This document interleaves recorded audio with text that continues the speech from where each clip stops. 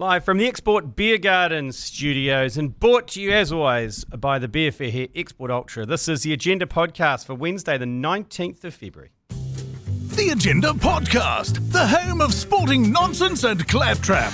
Brought to you by Export Ultra. Good morning, James McOnie. Post Halberg Awards, the night of nights, the day of days, I don't know. How was it like? What happened? Any controversy? Stars were out G Lane at Spark Arena. It was so many big names and who to interview and who's going to hit the cutting room floor directly after you've interviewed them. Yep. I was out there with a mic in hand. I had sweat in my pits. I was wandering around the place going, am I going to drip sweat into my eyes while I'm holding out this mic trying to interview absolute legends? And may I say, our sporting legends, I don't know, name another country where just everyone's a bit of a GC, you know? Yeah, they're all pretty good. But they're pretty good. It's a pity they have to go to an event that's pretty dull, pretty boring. Well, they've tried to zhuzh it up. And last night they threw Mulligan at it. They threw Kimberly Downs. There was Jeff McTainch. I popped up at the end of the show trying to sort of like they took all the big winners, you know, at the main stage. And then for me, I was buzzing around so that I needed to get two interviews. Right, so it sounded like a Sky production then. Is it a Sky production? It is a Sky production, yes. So Sky write it and host it, and do they, to a degree, or do they work with the Halbergs? I thought the Halbergs put it on then. Well, the Halbergs, Tom, the CEO of the Halbergs, he's a good lad, English bloke. I want to say Tommy Smith, with a Y. No, but anyway, he is he's there sort of liaising and collabing with Sky, saying, hey, how can we make this a bit more enjoyable? Yeah, spunking it. And so the idea of the main spunking was to have the awards all compressed together in a certain part of the evening, so that you just go boom, boom, boom, everyone's up on stage making speeches, and then the rest of it is a post-show with interviews and blah, blah, blah. Yep. And before that, there's a bit of, I guess, highlighting the disabled athletes. There's a lot of, I guess, talking about the year and all that sort of stuff and showing who the finalists are, just saying, because I think that part is important. Like you would, as a finalist, it would probably be a bit of a shitter just to get all dressed up and then sort of turn up and know that you've lost immediately. You know what I mean? Like you walk in the door and... I lost. Yeah.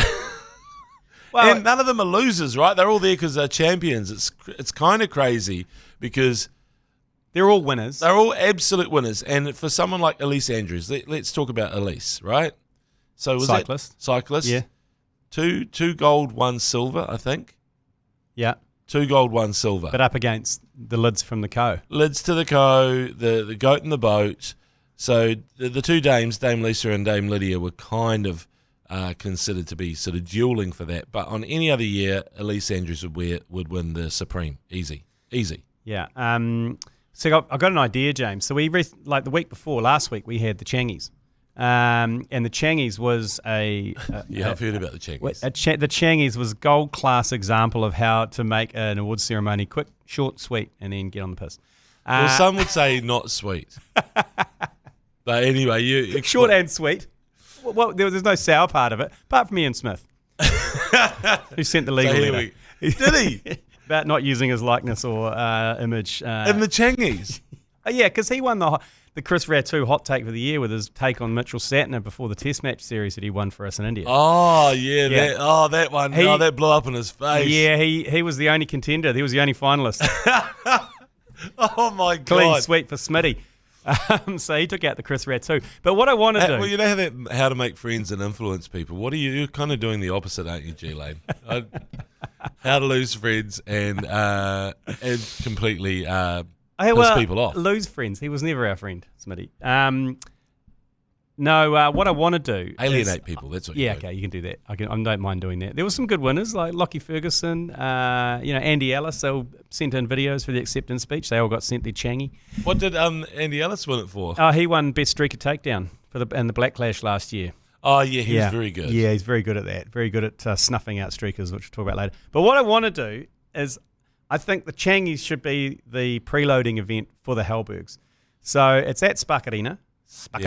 And next to Spark Arena is the Tuning Fork, which is just a bar, live venue next to Spark Arena. Strange, like tube of a venue. It's like a corridor, really. Yeah. It's like the band is way down there. Yeah. So what time do the Halbergs kick off? 8 o'clock. 7 o'clock. Well, red carpet at 6. Oh yeah. So we can start ours at 4. Yeah. And then load up all the athletes, have the changies, and then send them into the real awards. Well, in terms of preloading, the only athlete I spoke to who I said, you've had a few, wasn't even nominated. It was Eric Murray.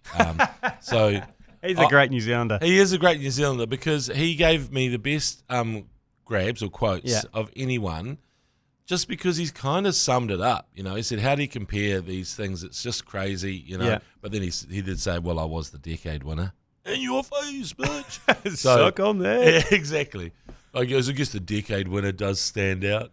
It's like, listen to you. Shit, he can hit a long ball. He played the ACC Open at Pupuki. Shit, he can hit a golf ball. Yeah. I feel sorry for any golf ball. He's a really good golfer. Yeah. So he steps up quite often at that Pro-Am where Jerry was saying he was shitting his pants at the New Zealand Open. Yeah. And I'd say he'd be the most relaxed athlete. And, what do you call it?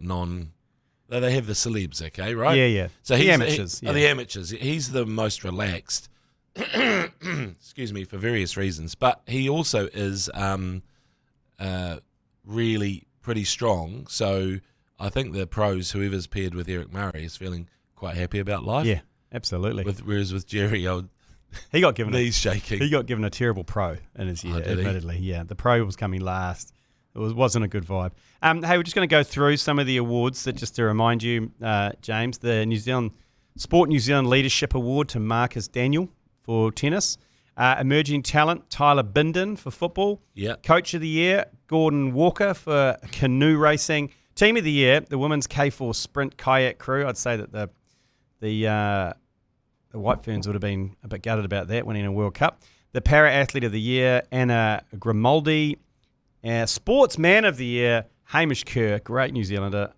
Sports Woman of the Year, Dame Lids to the Co. And the Supreme Award to Dame Lids with the Co. Was she there last night?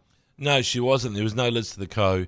Ironically, probably the only person who could afford to fly in and fly out of all of our athletes. Yeah. Because she is the richest by freaking miles. She's married well too. Unless you're talking about Chris Wood, I'd say Chris Wood, Lids Co. and Stephen Adams. And that now probably, Liam Lawson. Yeah. The other ones who can afford to fly in, fly out. Well, next year, Chris Wood he'd be a definite contender for Sportsman of the Year. Chris Wood next year, given his season so far. Or does it fall into last year? How does it work? Because the EPL season kind of spans over 2 years. Yeah, it does. I think what would have to, it's a tricky one, that one, because if he has, I'm not sure when the exact cut-off date for the for judging is. I think it might go November to November. Oh, okay. Maybe. Oh, because they do, because they put the categories out, don't they, before Christmas? Do. Yeah, that's right. But if he gets the Premier League Golden Boot award, then you'd think that he's, that's something that's not going to change in any time soon. So he could have an absolute shitter in the following season, but he's still the Premier League Golden Boot winner. He's got 18 goals. I think Mo Salah's got 22. Oh, so he's close. He's in the conversation. Yeah. And I see James McDonald, J-Mac, the jockey, was named for Sportsman of the Year. And he couldn't make it, so he sent along a representative who was of equal stature to him. He basically picked the smallest dude in New Zealand to represent him, and Guy Havelt. Guy was there just going, oh, no, he hasn't showed up. I'm not sure who to talk to now, because they're quite heavily racing, aren't they? Oh, yeah. Sport Nation. Yeah.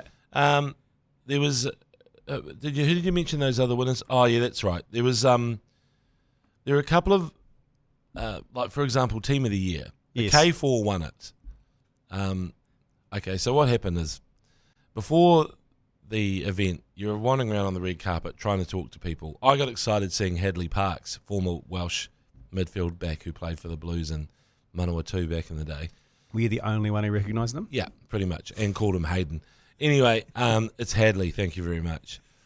So you just sort of talk to Dame Val, talk to Hamish Kerr. First time I'd seen him, in the flesh? First time I'd seen him without seeing his legs, because normally you see those beautiful pins. All the way. Oh, he's got legs. He knows how to use them. But I wanted to get a quick chat with, and so they're there with friends and family and all this kind of stuff. I wanted to get a quick chat with Dame Lisa. She goes, "Do you want my mates?" And I said, "Are they from Whakatane?" Just being, jokes. She goes, and they went, "No." I went, "Okay, well, it's just people from Whakatane." Anyway, the people, I thought they were just her friends. That was actually her K4 winning crew, gold medalist, Olympic gold medalist. So I was like, oh no. Oh my God! This is awkward. Is this when did the sweat start to form on the brow? It started to bead up. I was like, "Hey, Jazz Patel, save me!" My little savior, my little left arm savior. He was like, "You're on your own, bro. No, you're done. You're done. You're done. You're cancelled." And so, anyway, that was awkward enough because they did have friends and family. I only glanced at them. I didn't sort of go, "Okay, those biceps must mean that you're an Olympic gold medalist." Yeah, okay. Anyway, team of the year, awkward.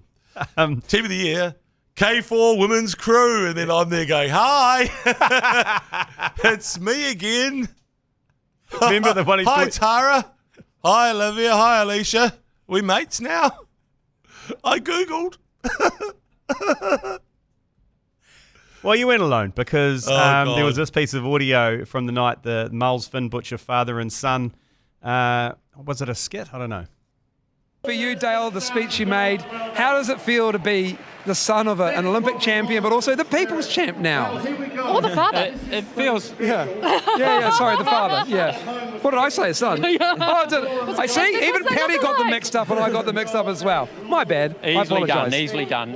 Look, it's just been a wonderful ride the whole... So, Miles, was he drinking? It was been a long day for him. He would have done breakfast radio, then he's been punished at the awards. He's totes profesh. Yeah. It just happens sometimes. He did have sponge in his bow tie. I had to poke his sponge back in. It puffs up those big old 1970s bow ties. Yes.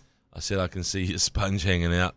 So I gave it a good poke. All good friends, I poked him. I poked it back in. Poke the sponge. Poke the sponge. And then all good friends poke the sponge.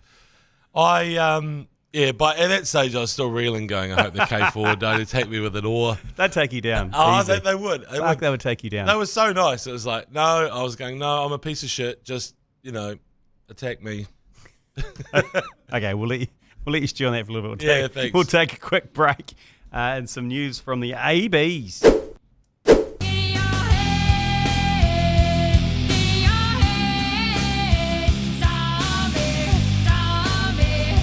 Righto, James McOnie, All Blacks have announced they play Ireland again in a revenge match in Chicago in November of this year to avenge their defeat there. How many years ago was it?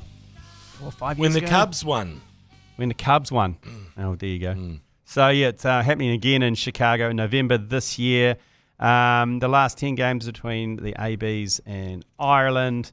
I've a stat there that I don't have. It's just written down on the piece of paper. Right. I don't know how many times they won. I think Ireland have almost had the medal on us on that one. But good excuse to go to Chicago. Did you go last time? I went the first time, 2014 maybe. That was I got the flu. It was terrible. Oh, you had it? Stuck in my hotel room having matzo ball salad. You know what that is? What? Yeah, matzo ball. Matzo ball. Okay. It's kind of like, you're given like a chicken... not salad, soup. Matzo ball soup. Anyway, it was, that's how you feel better. But yeah, they were playing America, so it was just a thrashing. Yeah, so there's basically the last 10 games, it's 5-5. All Blacks 5, Ireland 5. So they've been 24-22 to the All Blacks, 40-29 to Ireland. I think that was the Chicago. 21-9 to the All Blacks, 16-9 to Ireland, 46-14 to the All Blacks, 29-20 to Ireland, 42-19 to the All Blacks, 23-12 to Ireland, 32-22 to Ireland, and 28-24, which was from that World Cup semi-final, was the last 10. So there you go. Great stats there, G Lane, printed out for you on a sheet. Yeah, I know.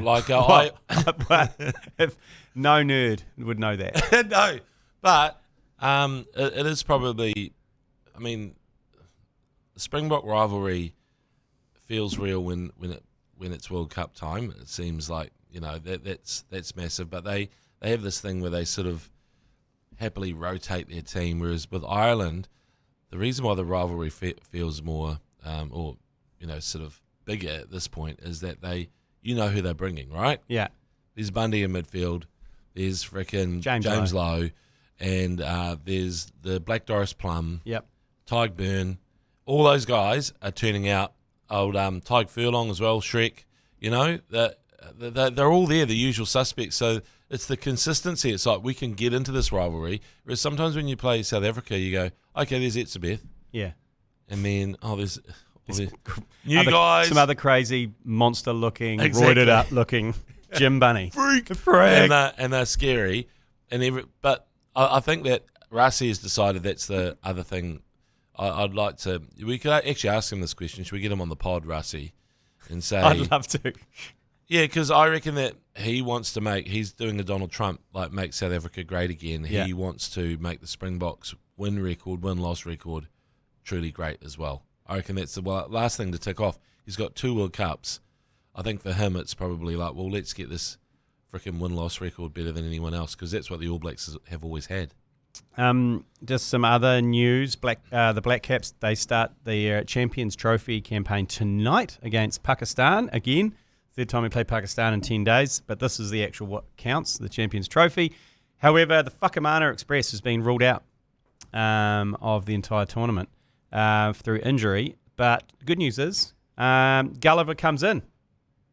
Yes. So Kyle Jamieson from the top row. Yes. Well, and it was quite a surprise omission from the team in the first place. So he comes in, and the first game is tonight. Pakistan, it's 10 p.m. tonight on Sky Sport. Do we dare to dream? Oh, absolutely we dare to dream. And the other thing is, even though I'm gutted that Lockie's not playing because it's nice having genuine pace, I feel like a few nations, like, for example, South Africa the other day, kind of enjoyed Will O'Rourke, you know? Yeah. Whereas Will O'Rourke playing the Super Smash, everyone's dancing around like, oh, shit. And there's some nations that don't really give a shit. It's like, bring it on. Yeah, Aussie.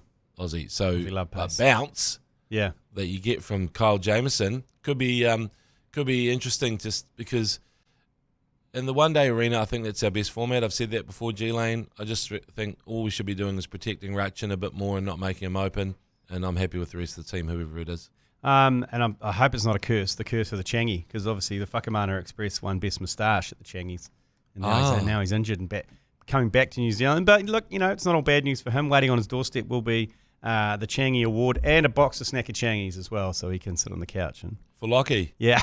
What did he win it for? Best facial hair configuration. Oh, right. Yeah, okay. A consistent facial hair configuration from the Whakamana. Well, what about Carl Tuanukuafi? The womb broom. This was a people's vote, though. It was a people's vote. But he just retired. It would have been nice for the Changis to be nimble enough to actually... He can qualify in 2025, I guess, if he's still around. No, he's not playing, is he? I think all you've done is you've already printed out the run sheet and just went, fuck it. You didn't care about the womb broom. It's the Changis. We can do whatever we want. Okay. Well, Hence, Ian Smith was finalist in all 3 categories of the Chris Ratu Hot Take. The womb broom would have almost come in for best nickname as well. That's another category for next year. Best nickname. I think we need best nickname because, and then you have the BNN best new nickname. Best emerging nickname. Best emerging nickname. Yeah, okay. Because so you could have one where it'd be quite funny for the womb broom to keep winning. It's like, and the finalists are Dog Roll, American Dad, Jab at the Butt, and womb broom.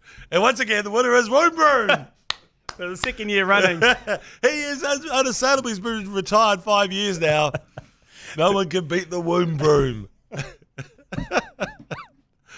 I don't know where that came from. Best emerging nickname, Sneakers. Sneakers at Artima. Well, I mean, there's got to be there's a couple of good ones. There's Roe versus Wade. I don't know. It's just crazy. Xavier Roe. You hit your funny bone, G-Lane. Ow. Roe versus Wade's not even funny. It's not. I just don't even know what we could do with Xavier Roe. There have been some good new nicknames. I mean... Mainly from the audience have provided those. I mean, Severed Peace is obviously one that's going to go down in history. Yeah. But there are the ones that have come through. I mean, Heather Duplessis-Khalifi still brings a smile. It's a great one, isn't it? Yeah, and when I saw Heather, I called her Heather Duplessis-Khalifi, and she sort of just went, "Oh yeah, I'm aware of it. Yeah. I'm aware of it."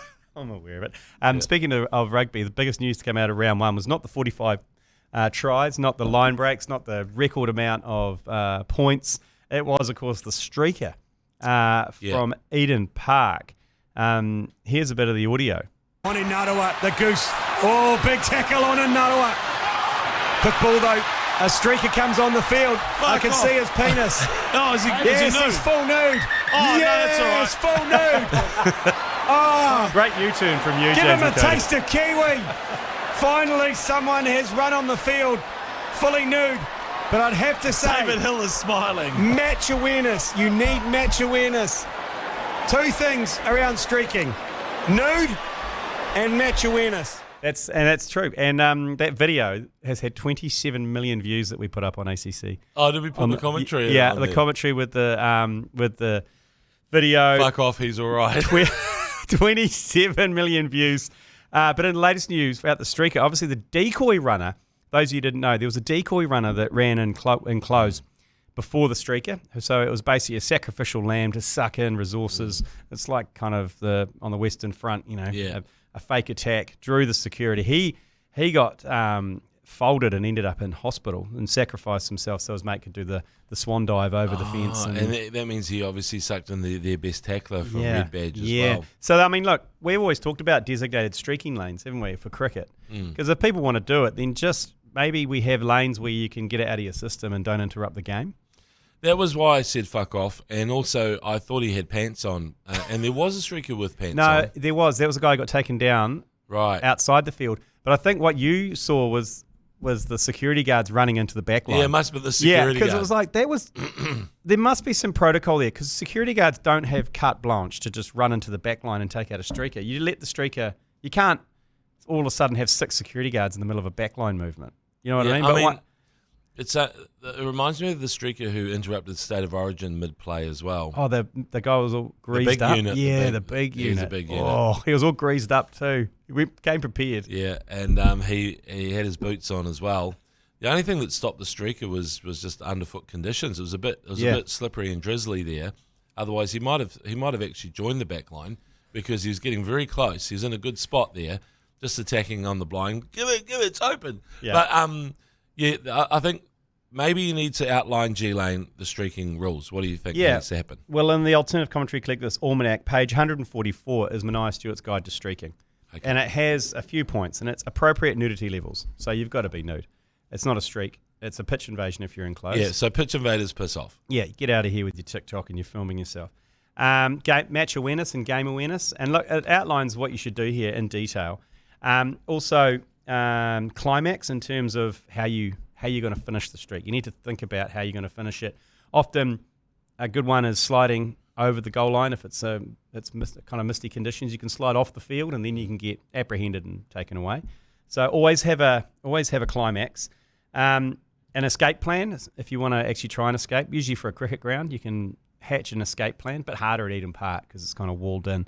And also the other rules around the financial and legal literacy. So you got to kind of be up with the player about what you're going to face. And that's potentially a $5,000 fine. So do your homework, do your research. Yeah. I think, I've seen a couple of good streakers. I was there for one in a Warriors preseason game. So immediately preseason, I'm saying yes. Yeah. No problem there. It's not. There's no points at stake. There's nothing happening. So streak crowd where you pleaser. like. Crowd pleaser. It was in Dunedin under the roof. So, conditions, I don't know. It's Dunedin. So you might need a little bit of warm-up. And then I think Ruben Wiki tackled him. And so you're getting tackled by an absolute legend. So he was Waterboy at the time. He was Waterboy, yeah.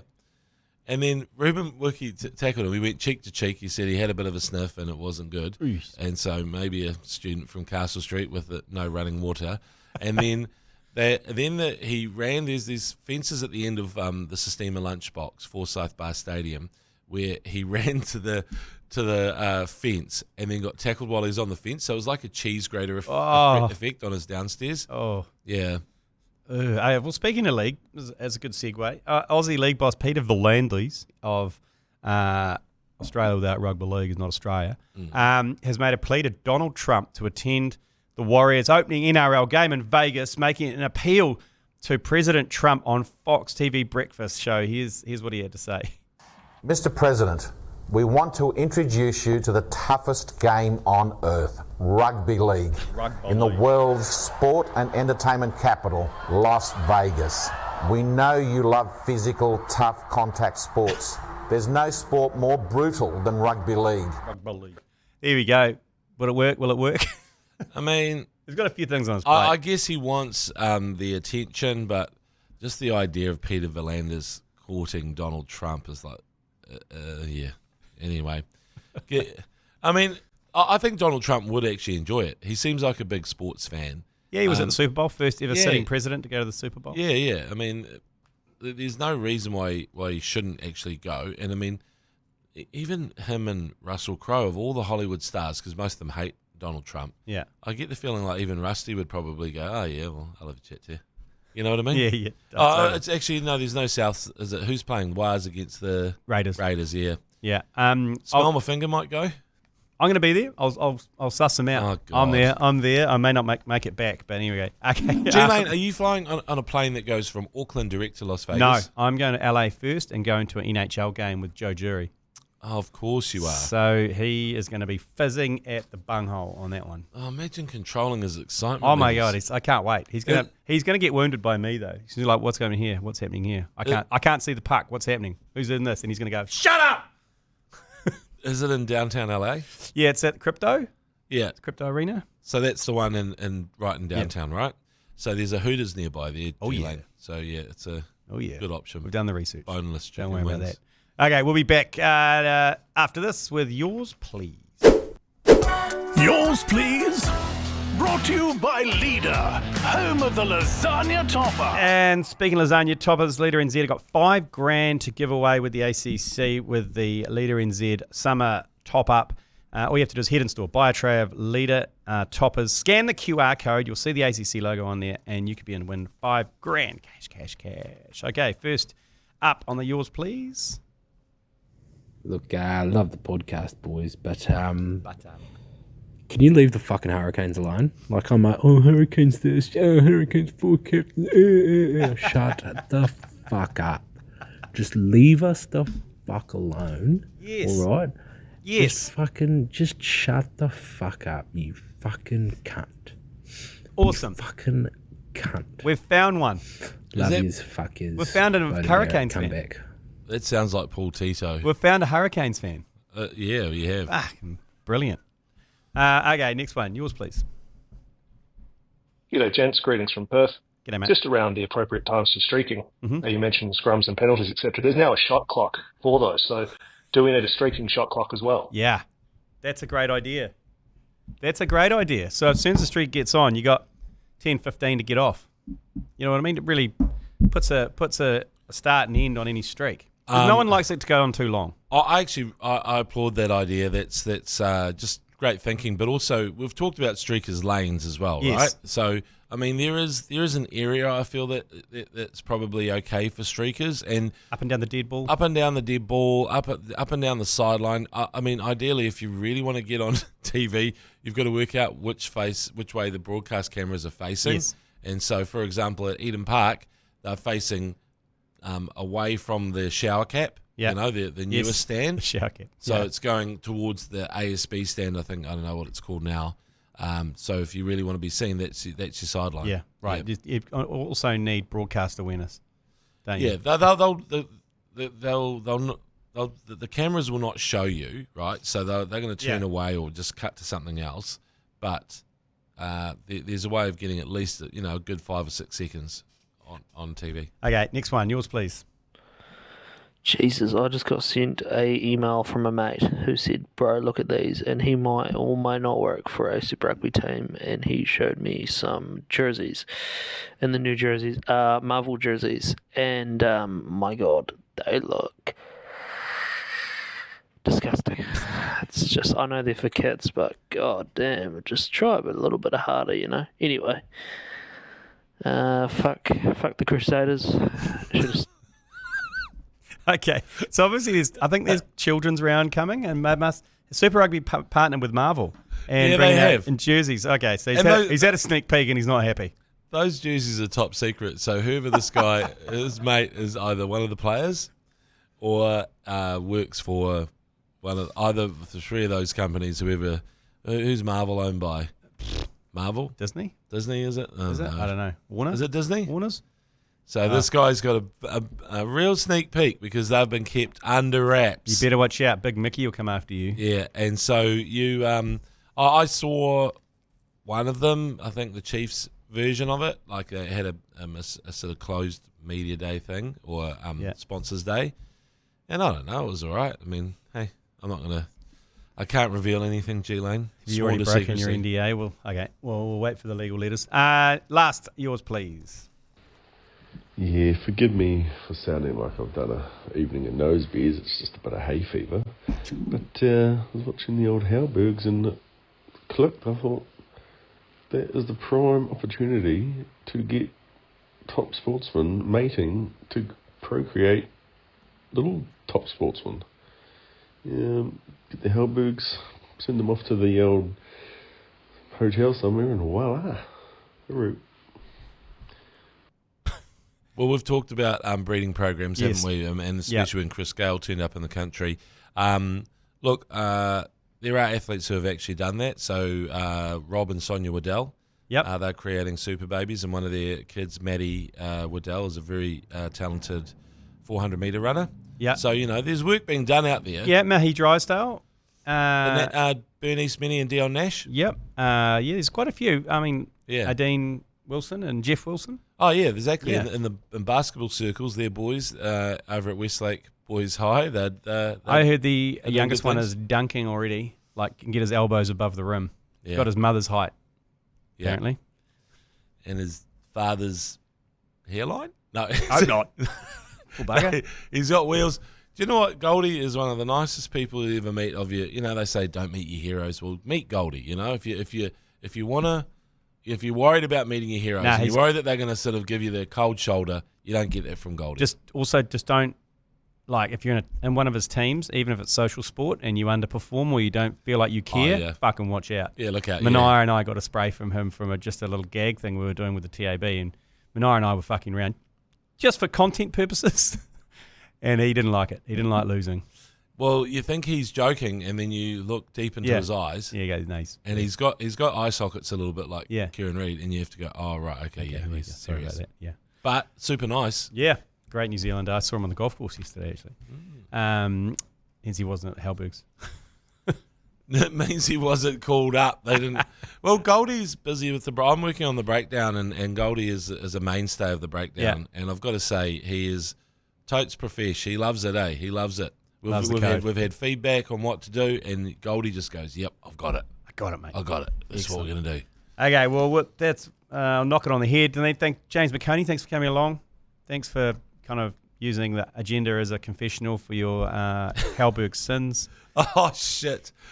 Before we go, I should mention that we said off mic, right, that the White Ferns would feel a bit aggrieved, right? So at the end of the night, I thought I should get the White Ferns on camera and put them on Sky. Did you call them the Black Ferns?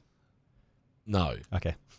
And I just said they had lots of money. I was doing everything right.